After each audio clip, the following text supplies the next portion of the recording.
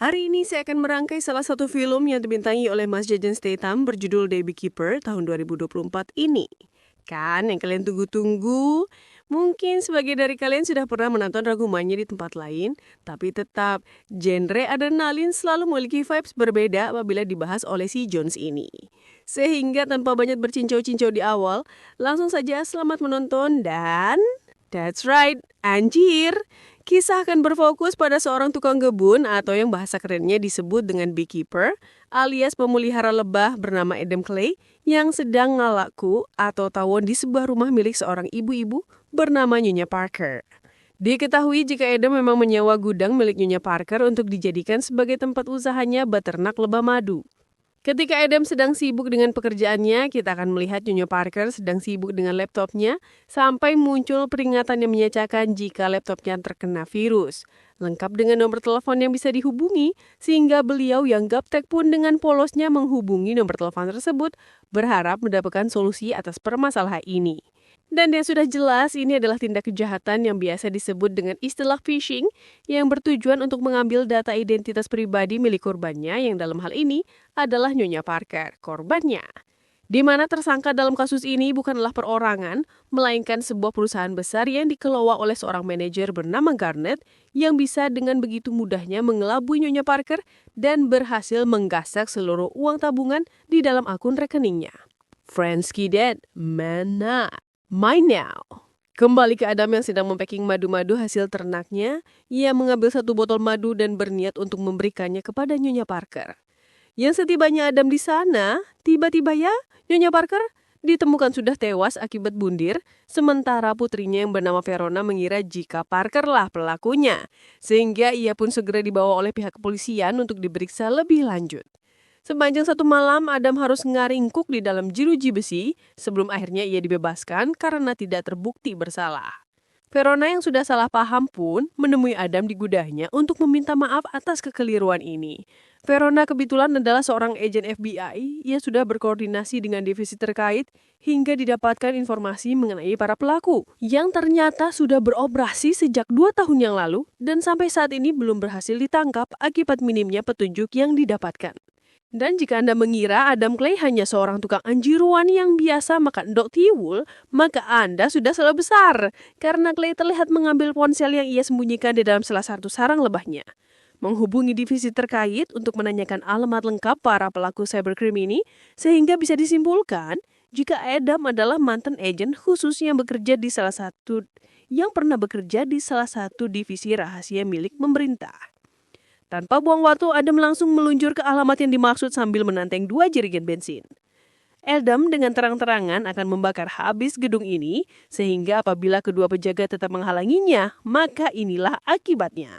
Setibanya di dalam, Adam langsung menyuruh semua karyawan untuk keluar, tapi mereka malah mentertawakannya, sehingga Adam terpaksa harus menunjukkan keseriusannya dengan menghajar satu karyawan dan menjaram semua komputer dengan bensin yang dibawanya.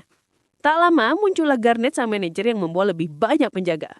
Sehingga Adam lagi-lagi harus membrutal dengan menghajar mereka semua sekaligus, meledakkan gedung ini sampai rata. Melihat gedungnya hancur, Garnet pun langsung menghubungi atasannya yang ternyata masih sangat muda. Dia bernama Derek, anak orang kaya yang diam-diam menjalankan bisnis haram dunia maya, yang ketika mendengar salah satu tempat usahanya hancur, Derek segera menemui orang kepercayaan ibunya yang punya peran penting di pemerintahan bernama Walsh ini untuk mencarikan nama dan alamat pelaku yang sudah meledakkan gedung usahanya. Karena Derek terlalu sering membuat masalah, Walsh pun malas untuk membantunya kali ini, sehingga Derek pun kembali menghubungi Garnet dan menjuruhnya untuk melacak satu persatu alamat korban barangkali pelakunya adalah salah satu dari mereka. You understand? Tanpa buang waktu, Garnet pun membawa serta 3 preman sewaan untuk melacak satu persatu alamat rumah korbannya. Di mana Garnet yang sempat bertemu Adam secara langsung pun langsung sadar jika pemelihara lebah yang dilihatnya saat itu adalah orang yang mereka cari. Sebelum menyusul Adam ke gudang, Garnet pun menyuruh 3 anak buahnya untuk menembak sarang lebah milik Adam dan disinilah letak kesalahan paling fatal yang dilakukan oleh Garnet. Karena mungkin Anda masih bisa memaafkannya apabila Garnet tidak menghancurkan satu-satunya pekerjaan yang Adam miliki. Setibanya di gudang, mereka lagi-lagi bertindak bodoh dengan menghancurkan semua botol madu yang ada. Sehingga ketika ada menyadari hal itu, maka siap-siaplah mereka semua akan menanggung akibatnya. Sungguh betapa penyesalannya saat Gar menyadari jika dirinya sudah macam-macam dengan orang yang salah. Jari tangan kanannya habis terpotong dan sengaja dibiarkan hidup agar bisa menjadi pesan ancaman untuk atasannya. Si cungur Derek ini tepat saat jembatan sedang dinaikkan, Garden pun memparkirkan mobilnya di mana momen itu yang manfaatkan untuk menghubungi Derek untuk melaporkan kegagalannya. Tapi tiba-tiba, muncullah Adam yang langsung mengikat tubuh Garden dengan tali yang terhubung dengan mobilnya. Sehingga ketika mobil itu jatuh ke bawah jembatan, Garden pun ikut terbawa dan tewas saat itu juga. Adam mengambil ponsel Garnet yang masih terhubung dengan Derek. Sebagai anak orang kaya yang punya jabatan dan kekuasaan, Derek dengan sombongnya mengatakan bahwa Adam sudah macam-macam dengan orang yang salah. Derek mengklaim jika dirinya adalah orang yang tidak bisa tersentuh dan mengancam akan segera menghibisi Adam lebih dulu. Beralih ke Verona yang sedang menyelidiki kasus peledakan gedung, tak lama ia mendapat kabar jika rumah ibunya terbakar.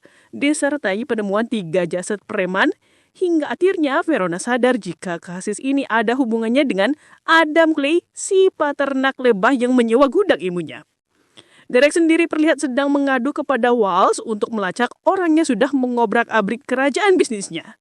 Di mana Walsh yang dulu pernah jadi pimpinan utama CIA ini langsung menghubungi kenalannya di CIA saat ini untuk melacak siapa si Adam Clay ini sih. Akhirnya terkuaklah jika pemerintah Amerika Serikat punya program khusus yang dinamai dengan Beekeeper Program yang dibentuk untuk menjalankan misi rahasia termasuk eksekusi massal. Agen yang direkrut bukan orang yang kaleng-kaleng karena harus punya skill di atas rata-rata prajurit biasa. Dan Adam Clay adalah salah satu mantan agen Beekeeper yang sudah lama pensiun dan dikenal sangat amat mementingkan yang tidak pernah gagal dalam setiap misinya. Mendengar fakta ini, karena ibunya Derek sudah mempercayakan Derek kepadanya untuk dilindungi, sehingga Walsh pun meminta si pimpinan CIA ini untuk mengirimkan agen Beekeeper lain untuk memburu Adam. Bagaimanapun caranya. Kembali ke Adam yang sedang mengisi bensin di sebuah pom bensin, di mana seorang agen Beekeeper pun tiba-tiba muncul dari belakang. Dan, "You pay the barbecue. You're supposed to be retired." Ya, Adam berhasil menumbangkan si agen brutal ini, di mana Adam juga memotong salah satu jarinya untuk ia gunakan sebagai fingerprint untuk bisa membuka pintu tempat tinggal rahasianya.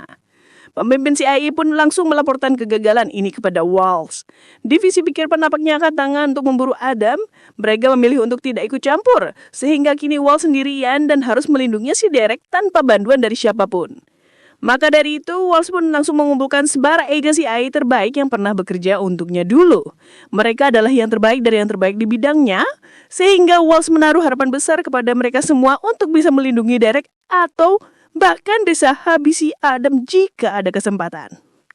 Kembali ke Adam yang sudah sampai di kediaman milik si agen Beekeeper yang akhirnya menggelegar. Menggunakan potongan jarinya, Anda berhasil masuk ke dalam dan mulai mengumpulkan informasi terkait lokasi cabang perusahaan Derek yang lain. Verona sendiri terlihat sedang berada di markas pusat FBI. Ia menduga jika target Adam selanjutnya adalah gedung perusahaan yang sama seperti yang sudah Adam ledakan sebelumnya. Sehingga pimpinan FBI pun akan mengerahkan beberapa pasukan khusus untuk melindungi gedung tersebut. Saat pasukan FBI akan masuk, itulah pasukan CIA yang sudah lebih dulu berada di sana. Di mana ini tentunya adalah atas perintah dari Walsh, FBI diminta untuk keluar saja. Jaga di luar saja dan serahkan urusan di dalam kepada CIA. Di dalam sendiri kita akan melihat seorang manajer sedang memberi arahan kepada karyawannya sebelum akhirnya CIA masuk dan menyuruh mereka untuk pulang demi keselamatan mereka. Namun si manajer malah menyuruh si ketua CIA ini untuk bicara langsung kepada Derek. Yang entah anak siapa sebenarnya si Derek ini. Tapi si ketua CIA benar-benar tidak berdaya saat Derek menyuruhnya untuk jangan mengusik karyawannya, cukup lindungi saja tapi jangan ganggu bisnisnya. Beralih keluar gedung, saat pasukan CIA sedang membagi tugas satu sama lain, di mana saat tokoh utama di film lain merancang rencana yang rumit dan sembunyi-sembunyi, Adam justru mendobrak stereotip yang ada dengan terang-terangan ikut menimbrung dan menghajar mereka semua sekaligus. Adam langsung masuk ke dalam dan bersembunyi di antara para karyawan sebelum akhirnya si Ai menyadari keberadaannya dan menimbakinya secara membabi buta. Dengan kecerdasannya, Adam pun bersembunyi di tepat di atas lift. Ia sengaja memancing pasukan si Ai masuk ke sana, dan setelah semua si Ai tumbang, Adam pun kembali ke dalam untuk menginterogasi si manajer tentang siapa bosnya dan di mana ia tinggal. Yang alangkah terkejutnya Adam termasuk kita semua saat baru menyadari jika Derek ini adalah anak dari Presiden, Ibu Presiden Amerika Serikat yang baru dilantik tahun ini. Sehingga saya akan menjadi viral sekali apabila kasus ini sampai ke telinga khalayak ramai. Karena Verona masuk dan masukin FBI pun, Adam pun segera pergi meninggalkan lokasi tersebut, di mana Verona juga sama-sama terkejut saat melihat foto Derek ada di laptop si manajer dan mengetahui jika Dereklah pemilik dari perusahaan abal-abal ini. Setelah dilakukan penyelidikan, Verona akhirnya menemukan beberapa fakta unik mengejutkan lain dari perusahaan abal-abal ini. Yang ternyata seluruh pendapatan dari perusahaan tersebut sempat digunakan untuk modal kampanye Ibu Presiden. Dengan kata lain, orang nomor satu di Amerika Serikat saat ini adalah pemilik asli dari perusahaan pembobolan uang rakyat. Dan Derek hanya seorang anak ingusan yang ditujuk untuk mengelola bisnis haramnya. Karena ini menyangkut kenegaraan, sang atasan pun menyuruh Verona untuk tetap tutup mulut dan fokus dulu saja pada pekerjaannya. Biarkan beliau saja akan menyelidiki sendiri kebenaran atas tuduhan serius tersebut. Good luck. Thank you. Beralih ke kediaman Ibu Presiden, para penjaga pun disiagakan untuk melindungi Derek dari Adam. Bahkan Verona sebagai agen FBI pun diturunkan untuk menjaga jalannya acara kepresidenan, di mana Wallace sampai-sampai menyewa tentara bayaran yang diketuai oleh seseorang bernama Lazarus demi untuk menjaga Derek tetap aman. Untuk Adam, ia terlihat sudah bersiap dengan rencananya memasuki kediaman presiden. Adam menggunakan gorong-gorong sebagai jalan utamanya dan menaiki salah satu mobil pembawa tentara bayaran. Tepat saat sedang dilakukan pemeriksaan dan Adam menyamar menjadi salah satu penjaga dan berhasil memasuki kediaman presiden. Lantas ia pun mengganti pakaiannya dan menyamar kembali menjadi salah satu tamu di acara tersebut. Derek sendiri terlihat sedang bersama ibunya, yaitu Ibu Presiden yang tengah didatangi oleh atasannya, Verona, terkait tuduhan dana kampanye yang berasal dari bisnis haram anaknya. Ternyata Ibu Presiden sendiri pun tidak tahu menahu tentang bisnis haram yang dijalankan oleh anaknya. Iya, si cungur Derek ini diam-diam menjalankan bisnis tersebut tanpa sepengetahuan sang ibu, sehingga makin runyamlah masalah ini. Terlebih lagi atasan Verona ada di sana mendengarkan setiap ucapan yang keluar dari mulut keduanya, sehingga dengan sangat nekat Derek pun mengambil sebuah pistol dan menembak atasan Verona hingga tewas saat itu juga. Jesus! Kembali ke Adam yang terlihat berbaur dengan para tamu, ia dengan sengaja menunjukkan dirinya di depan si Verona sehingga semua penjaga, termasuk pas pampres pun kadangnya. Sehingga inilah yang terjadi. Tak disangka, Lazarus sang ketua tentara bayaran ternyata masih hidup dan mengajak Adam untuk melakukan duel. Yang sungguh betapa keras kepalanya si Lazarus ini saat ia terlalu kepedean sanggup mengalahkan mamang-mamang yang tidak pernah kalah gelut dalam setiap film ini. Selesai dengan Lazarus, Adam pun dihampiri oleh Wallace yang membujuknya untuk pikir ulang kembali niat balas dendammu. Namun hal itu sama sekali tidak mengurungkan niat Adam yang tetap menobrak masuk ruangan tempat Derek bersembunyi. Entah apa yang dipikirkan oleh si Derek, ia menjadikan ibunya sendiri sebagai sandera. Adam pun tak bisa berbuat apa-apa setelah Verona dan rekannya masuk ke sana, yang ketika Derek berniat untuk benar-benar menembak kepala ibunya sendiri, tiba-tiba sadar jika apa yang Adam lakukan sudah benar. Verona pun membiarkan Adam melarikan diri dan setelah semuanya selesai, Adam pun segera mengambil perlengkapannya dan pergi meninggalkan lokasi tersebut. Tamat. Ending yang cukup menjengkelkan kita ambil dari film ini adalah jangan mengambil hak orang lain. Percayalah, manusia yang suka mengambil hak orang lain, hati dan pikirannya tidak akan pernah tenang meski dia terlihat santai dan senang. Ingatlah, barang siapa yang mengambil hak orang lain walau sejengkal tanah akan dikalungkan hingga 7 petala bumi. Saya John mewakili jajaran direksi yang bertugas mengucapkan terima kasih dan sampai jumpa di video selanjutnya.